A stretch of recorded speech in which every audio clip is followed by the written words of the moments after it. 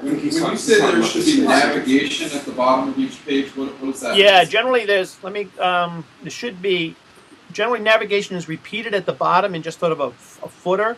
So let's go to, let me go to, Yeah. all right, let's do it. I'll just show you sort of the leading one.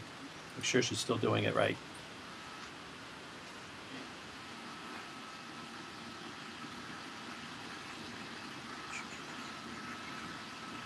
So go to marthastewart.com.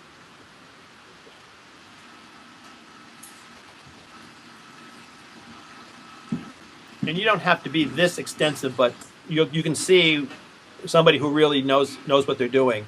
And go to the bottom of the page. And you'll notice at the bottom is a repeat of all the navigation.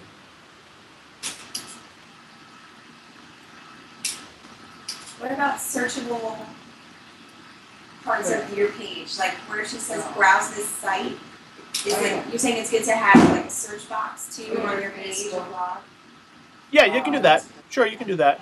I mean, you're really, and I'll come into it in a moment about just talk a little about Google, but the stuff at the bottom of marthastewart.com, and this is sort of an expanded version of what a lot of people do, is you're really catering to Google here. It's not so much for the reader, it's for Google. You're giving Google very clear navigation of your site.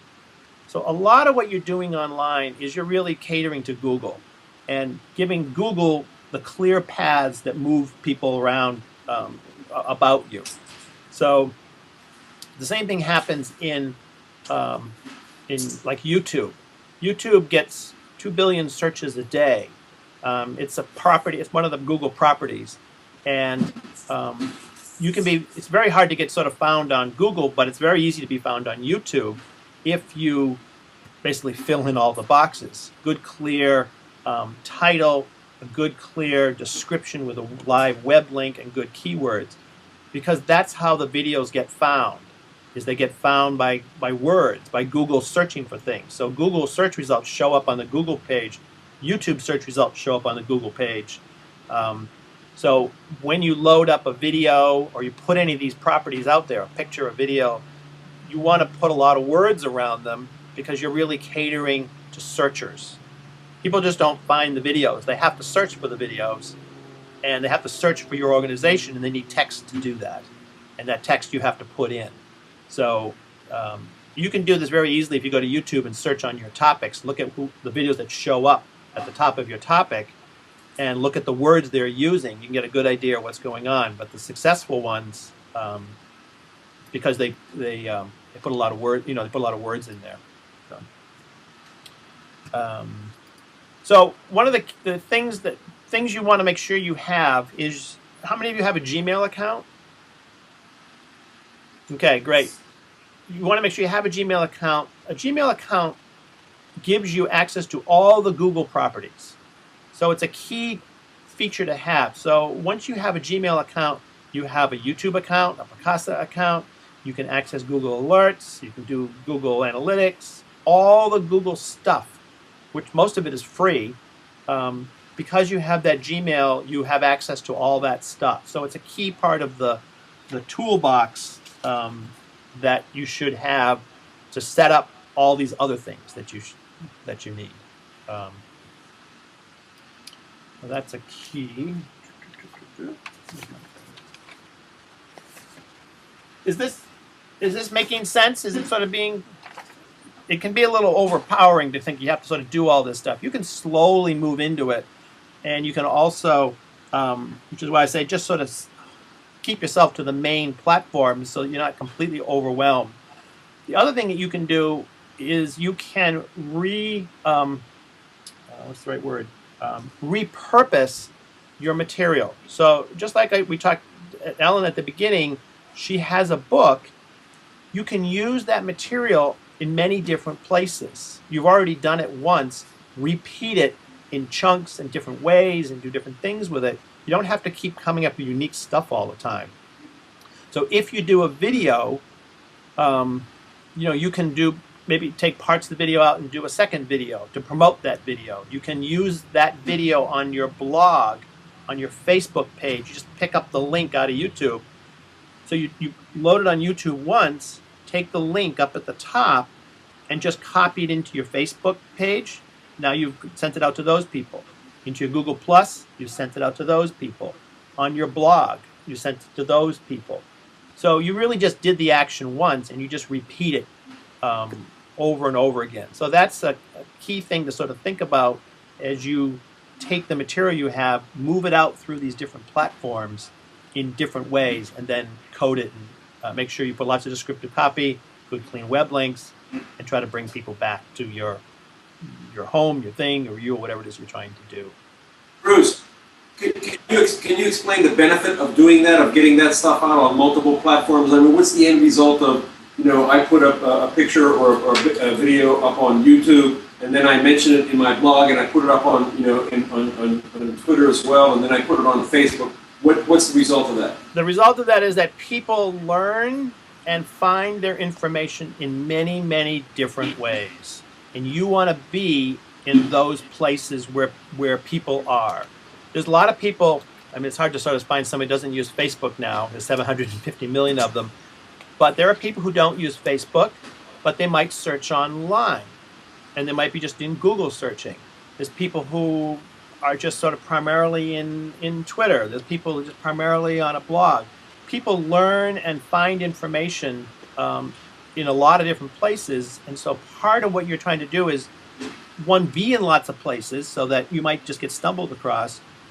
You're also creating links back and forth that bring people in. And then you're also trying to sort of be where you're trying to figure out the people that you're, like, let's just say, Ellen, with the Alzheimer's, it may be older people, but it may be the kids of older people who are trying to find the information. So where do those kids go? Where do they hang out? Are they 30-year-olds, 40-year-olds? Where do I go as in my 50s, as opposed to where I might go? I have an 18 and 19-year-old daughters who are, in very different places. So you want to kind of figure out where those places are, and you want to be there in the method that is in those places. Are they pictures? Are they video? Is it text? That's part of your challenge. So is it, like Ellen, if you're trying to get jobs for NGOs, where do the people that work at those NGOs go? I mean, in Bill's previous class, we discovered that one of the organizations, I think it was Martha, that wanted to be at, I went to that organization, looked through the About page of the board members, and every board member had a Twitter feed connected to their life. So I went, okay, these people hang out in Twitter, so she better be in Twitter, at least one of her ways of being.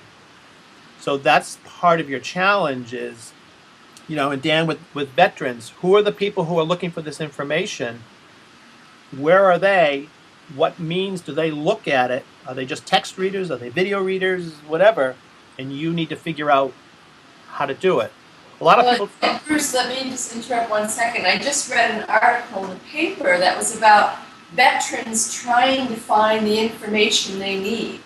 It was really interesting, and how difficult it is as a veteran family to find the services you need. So if he became a resource, he'd be golden and get written up in the Washington Post, right, and all those places, because he would be a focal point, because that was an article in the Washington Post. Yeah, and so that's perfect. So now you can reference that article. You can, those articles are fantastic because they'll often give all kinds of places that they've already done some of the research for you.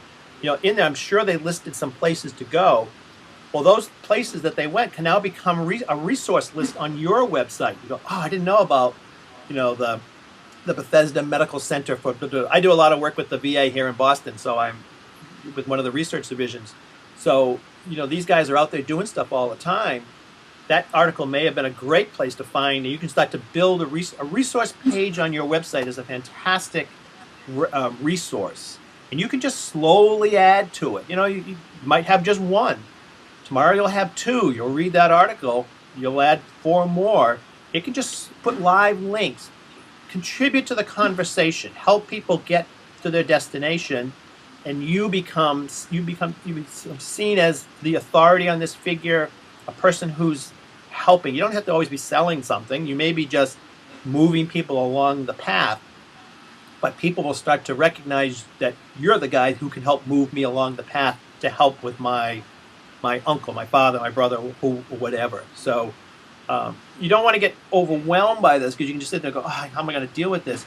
It's a slow process of just slowly sort of building these resources and organizing them in a method that can help people. This may be a good point for me to ask this question. One of the building that resource list is one of the next phases for the website. I mean, I have found resources to put on it, and there's a larger research project involved in that. But one of the things that we want to do is we want to be able to get people who are in the situation that my brother had. They have symptoms, a cluster of symptoms that are unexplained. And what we did and what his wife did was they would put those symptoms into the Google search and click, right? But nothing was really coming up. It would just point to, basically you could find out stuff from Gulf War I as opposed to Gulf War II. What I want to do is I want to get this list of symptoms and find a way so that if people start putting these symptoms into the Google search, that they'll get redirected, or that the Sullivan Center website will pop up. And I thought, well, should I just buy a bunch of domains? And then my sister-in-law said, use Google AdWords or something like that. But how do you, I don't know if this is the right time to ask No, this is a great question. This is a fantastic question. So this is what I would probably do with that. And this leads me to one of the phrases I use a lot, which is perfection freezes progress. And I work with a lot of clients, and this happens so much, and you may be at this point, this is kind of your question, the perfection freezes progress. The beauty of the web is that it's changeable and editable, and it's fluid, and it's global. It is global, but it's a thing that can be updated very easily, which is why a blog is a great place, or a research page on a blog, or if you know the coding to go into your site, you can easily do it. Just start, because just put up in any sloppy, messy way that you can possibly do. Just put it out there. Let it be garbage. That's fine. And what'll happen is the process of you putting it on that page will, a second later after you put it on that page, you'll go, oh, I could do it this way. And then a second, you hit publish button, and you'll go, oh, wait a minute, it should be this way. Your brain goes into different places as soon as you hit that publish button. But you build this stuff. You just slowly build it piece by piece, and you'll continually reorganize it over and over again. But it's out there, and Google is finding it. It's seeing that you're an active participant in your market. There's something going on here, and it will start to send people to you.